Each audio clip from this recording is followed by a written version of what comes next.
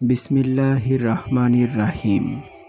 প্রিয় দর্শকবৃন্দু, আসসালামু আলাইকুম ওয়া রাহমাতুল্লাহ। ইসলাম এমন একটি ধর্ম যেখানে নারী পুরুষ উভয়ের জন্য জান্নাতের দরজা সমানভাবে উন্মুক্ত।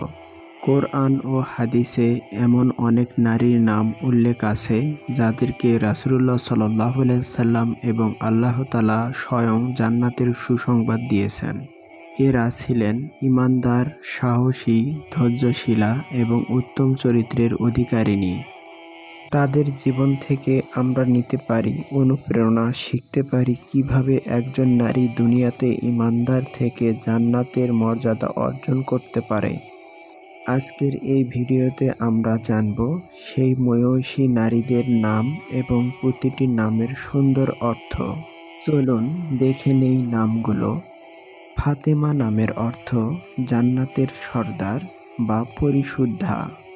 ফাতেমা নামের অর্থ জান্নাতের সর্দার বা পরিশুদ্ধা।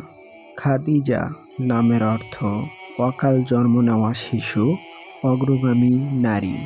খাদিজা নামের অর্থ অকাল জন্ম নেওয়া শিশু, অগ্রগামী নারী। আয়েশা নামের অর্থ জীবনশীল, দীর্ঘজীবী বা জীবন্ত।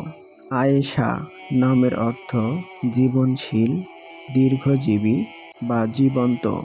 মরিয়ম নামের অর্থ পবিত্রতা, আল্লাহর খিদমতে নিয়োজিত নারী। মরিয়ম নামের অর্থ পবিত্রতা, আল্লাহর খিদমতে নিয়োজিত নারী। আসিয়া নামের অর্থ নেককার বা ধার্মিক নারী। আসিয়া নামের অর্থ নেককার বা ধার্মিক নারী। সুমাইয়া নামের অর্থ উচ্চ মর্যাদার অধিকারিণী বা মহিমান্বিতা। সুমাইয়া নামের অর্থ উচ্চ মর্যাদার অধিকারিণী বা মহিমান্বিতা। উম্মে সোলাইম নামের অর্থ সোলাইমের মা বা শান্তির মা।